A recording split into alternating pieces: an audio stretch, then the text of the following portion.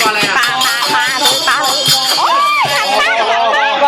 ไปลงเกาะโอ้ความรักโอ้กันเงินทองตัวนอนแล้วมานอนแยกกันเทอยู่ข้างล่างน้องอยู่ข้างบนมันจะคงน้ำหมากันเลย